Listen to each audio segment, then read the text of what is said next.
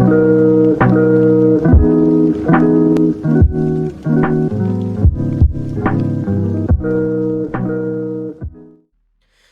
folks, how's it going? RedMaster here and welcome back to an episode of Cards and Castles TV commentary. As always, lining up some great matches for you on this fine day. So without further ado, let's go ahead and jump right into match number one. Alright folks, in match number one, we'll see Malii taking on ITheEmba. Hopefully got those names right. As we are going against a... Well, hold on, let me fix that a little bit here. Ninja Pirate versus Ninja Viking. Dragons on one side, we have yet to figure out what's on the other. But it's another chance to see a dragon deck in action, which feels like it's becoming fewer and farther between, as some of the other decks in the meta have kind of eclipsed dragons. There were at one point in time where dragons were pretty popular, even very recently. But they've just been outshined, outclassed over some of the other builds at the moment here. And we're seeing why Malii losing that Dragon Temple early to the Salahar Rider. Of course, the Shadow Drake looking to clean it up but gets killed off in the process. I don't necessarily agree with that play per se. I mean, we clearly had the Lumberjack. It would have been better to make that Lumberjack connection to preserve the Shadow Drake for later to pair with the Green Drake. I guess the mentality was get Shadow out now, pop the Rider, set up for Green Drake next turn. But here you see the risk involved with it protruding out in the game. Protruding. Weird word for me to grab at that moment. But it looks like Emba's going to set up here. Rat Hovels and Trap going down now. So a bit of a trap deck maybe going on here. Alright, seems fine. We'll see the Green Drake foreshadowed from last turn make an appearance now. Without the buff, of course. Blacksmith coming out.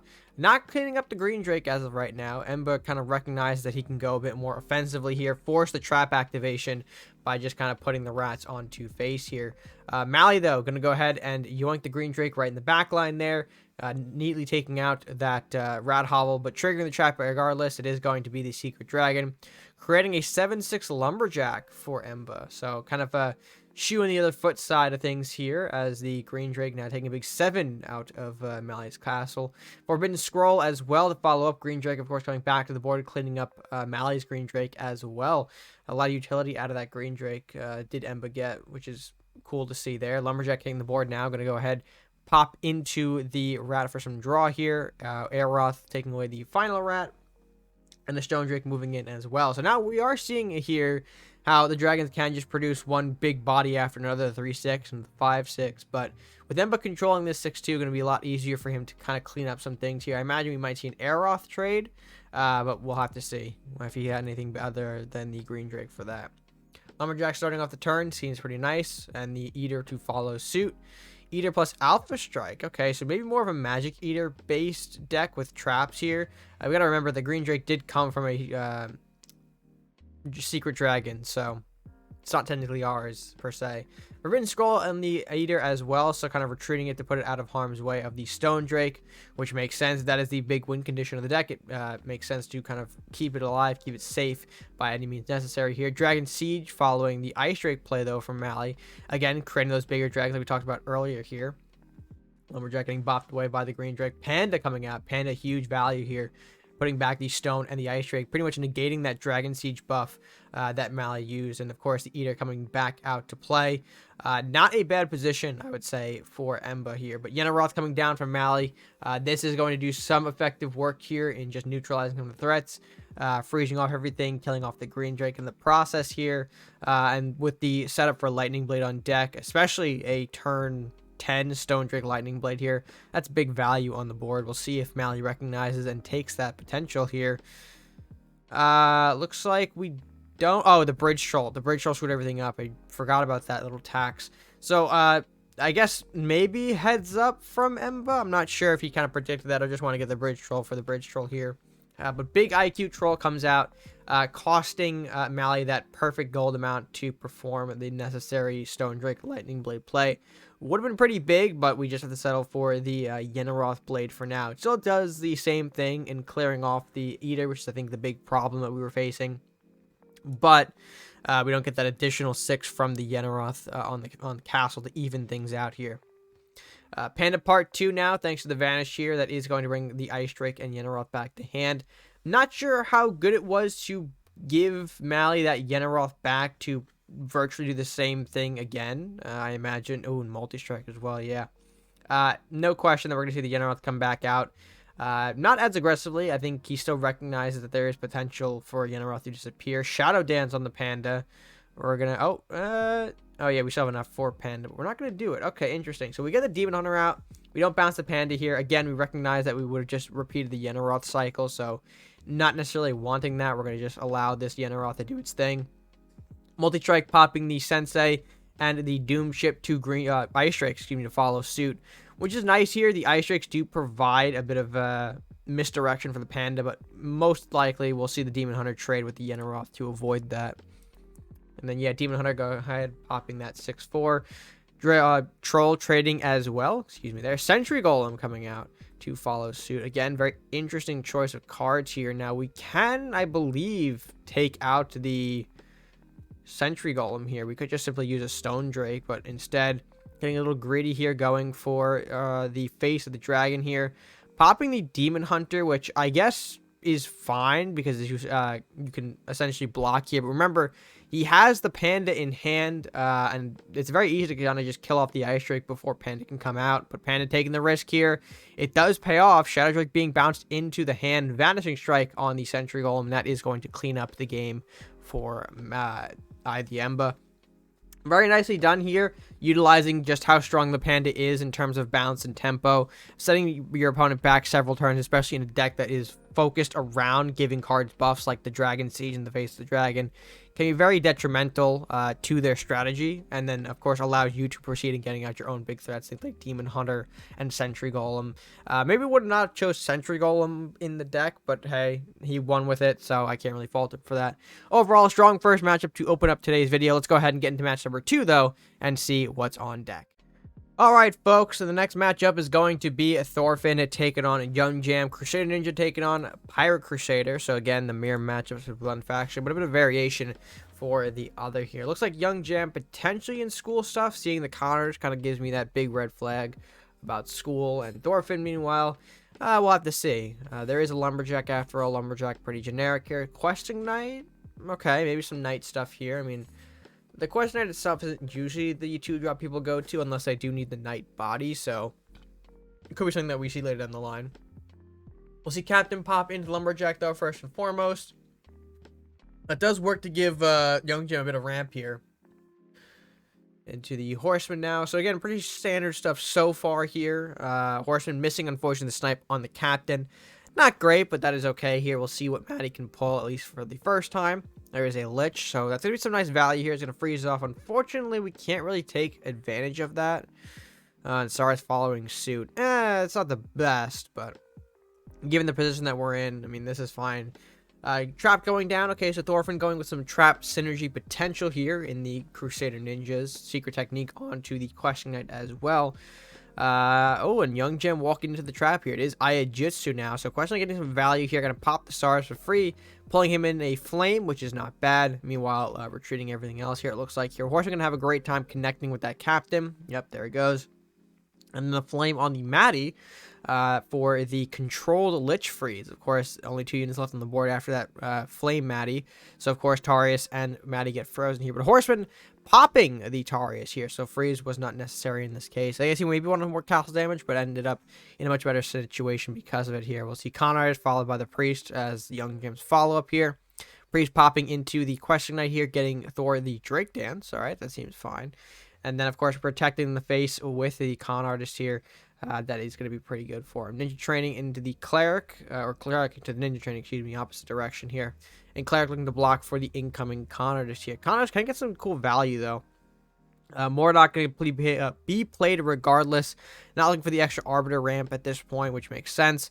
Although Cleric lining up for a big Luminaris play here. Unfortunately, Mordok and Con Artist are slightly strong enough to cancel that out here. But it looks like Cleric trading into the Horseman after that new Horseman popped the Cleric's health.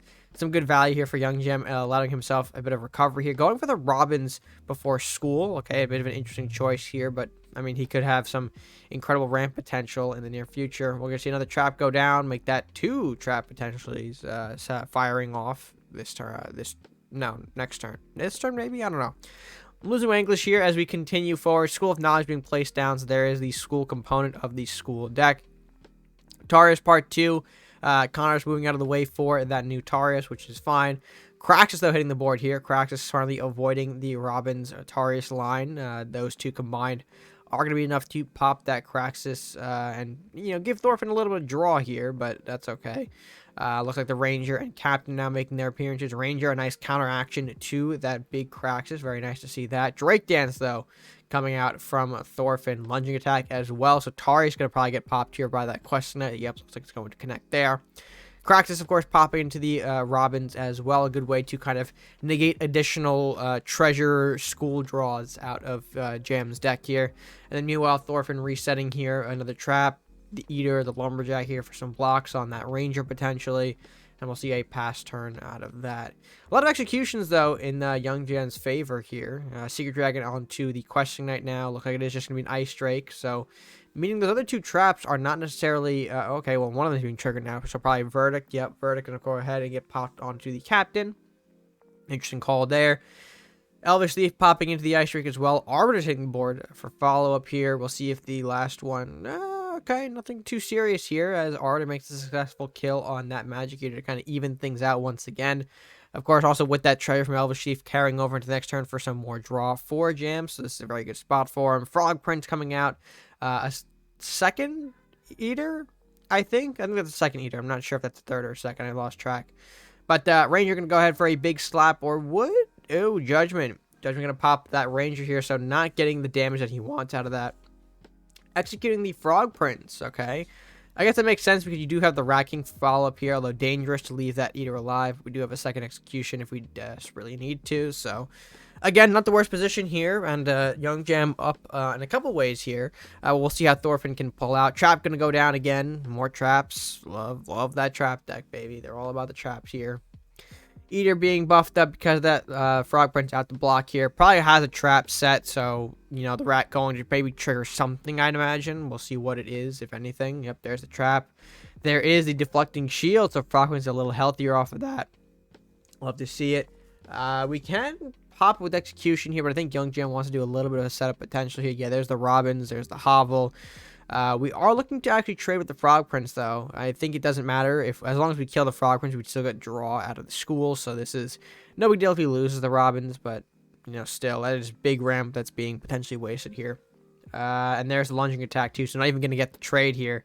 We are going to simply kill off the Robins and advance this Eater. Getting a little bit stronger as well with the shifting techniques. It's a shame that the Mercenary's execution is in hand. That is going to be a big way that Thorfinn, I think, loses this matchup here. We'll see if youngjam wants to commit to it yet or not. I'd imagine there has to be no reason why you wouldn't, but we'll see the Frog Prince here, the Priest kill, trap activating, so another Verdict. Yep, there it is. Verdict popping one of the rats.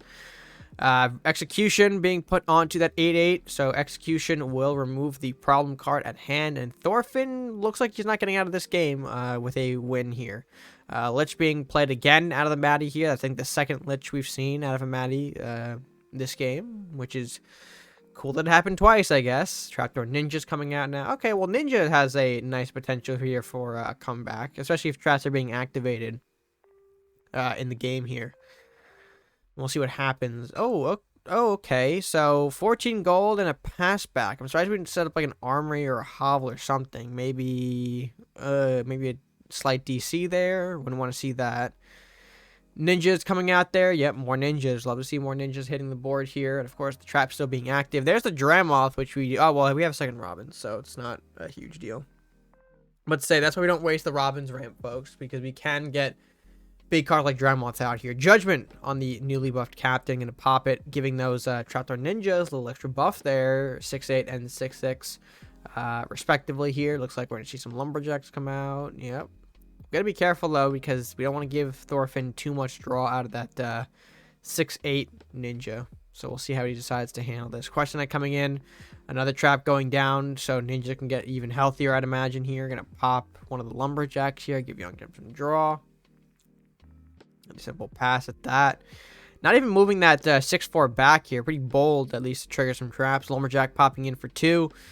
And there are the trap cards, folks. They are activating. Secret Dragon for one of them, revealing a 7/7 Ice Drake. Not the best pull we could see there, but still, We'll see youngjam go for the Elvish Thief clear. Yep. Just at this point, I feel like it's very much school in control of the match here, doing what it loves to do.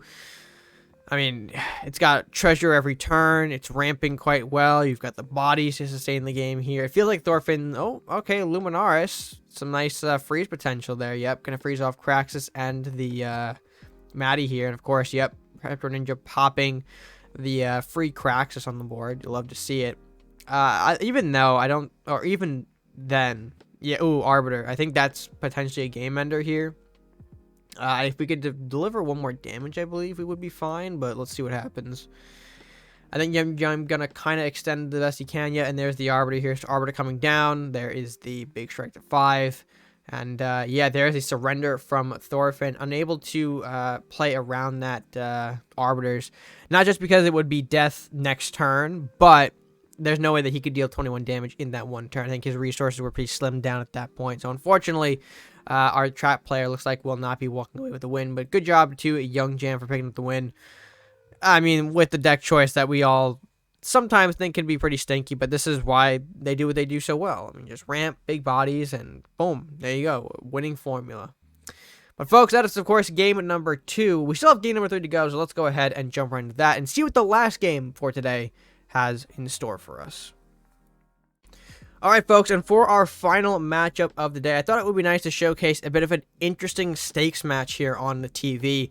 As you see, Zalium taking on Strongbad, a Pirate Warlock v Viking Druid.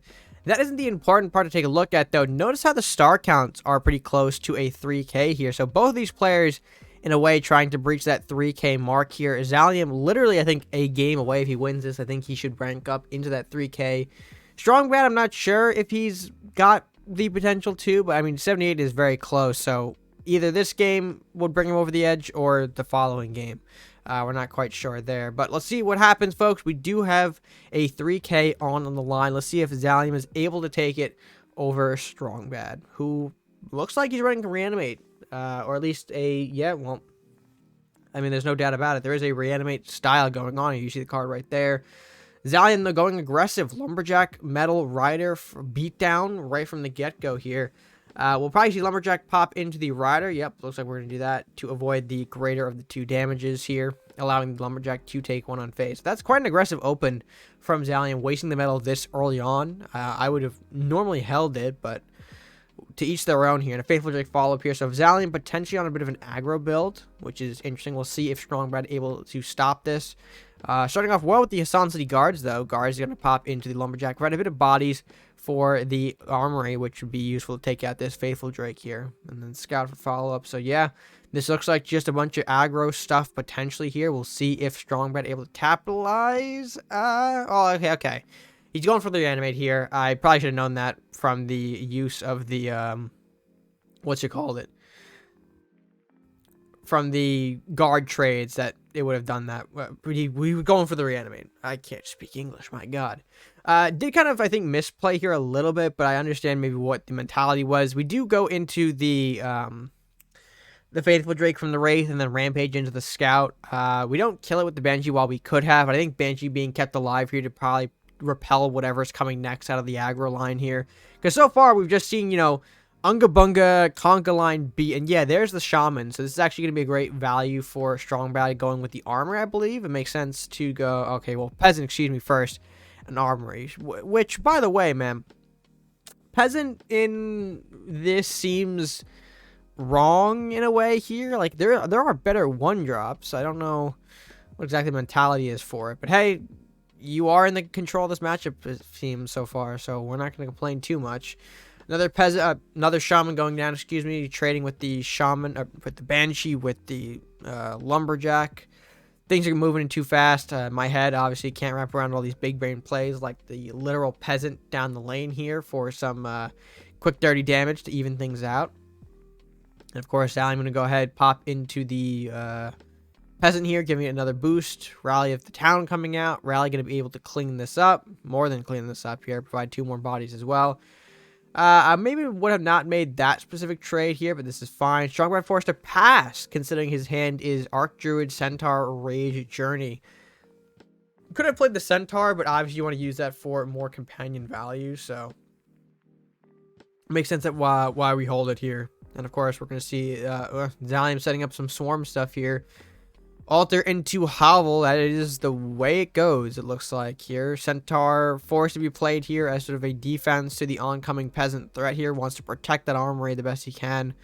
We'll see if it was worth it. Yeah, Blacksmith being thrown out here, so definitely the right call to protect that armory. Peasants though moving up in the meantime. That's fine. We are going to have some Liana potential here. Yeah, we are going to go for Liana.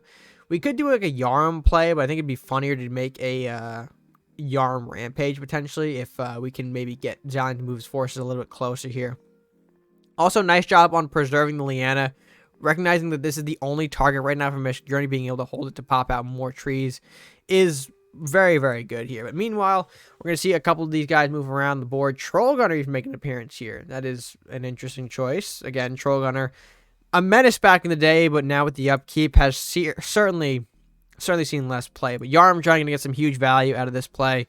I mean, okay. I don't think that's where I would have gone for the Yarm, but this is still fine. I think the idea was just castle damage and whatnot. And this is completely just destroyed a lot of Zalium's board here. The altar's gone. The Hovel survives, but Troll Gunner taking some damage as well. Sniper coming out here. All right. I mean, you're leaving an open board for Yarm. That is probably going to be the end of the game right here, I imagine. Yarm coming down. Yep, slapping for 3. Big damage from all around here. Going to pop into the Sniper and the Troll Gunner. So, yeah, okay. So, a bit of unnecessary BM, if you will. Looks like we're going to see the Journey come out. Journey going to go ahead and slap the Hovel around. Yeah. BM will be BM, but that is okay, as we are going to close out the game with a victory for the Reanimate player. Very nicely done here, as we did get some interesting tree Liana action. Not every day that you see that happen, so fantastic. We got a little bit of that on camera for you guys. And I don't know if Strongbad will break 3K off of that, but certainly Zalium will not be. Unfortunately, I think he was the closer of the two, so looks like Strongbad kind of prevented a possible 3K game here for his opponent. Overall, though, some great matches today, and especially this one. Great to see Reanimate in action here. Viking Druid, a strong combination. But folks, that is going to be it for now. Let's go ahead and move to close this video. Alright, folks, and with that being said, I hope you guys did enjoy this edition of TV Commentary. Let me know what you guys thought of today's matches, but of course, leaving your comments down in the comment section below. Be sure to like the video if you enjoyed it. Be sure to share with your friends, and be sure to subscribe to the channel if you're new or haven't done so already. The best way that you can show your support to the channel, after all, is just by clicking that subscribe button at no extra cost to you, and helps kind of grow the channel. It helps expand it off, and potentially get some new viewers. But that's just YouTube's algorithm being the YouTube algorithm. Regardless, folks, I hope you did enjoy, and we'll catch you here next time. But until then, stay gaming.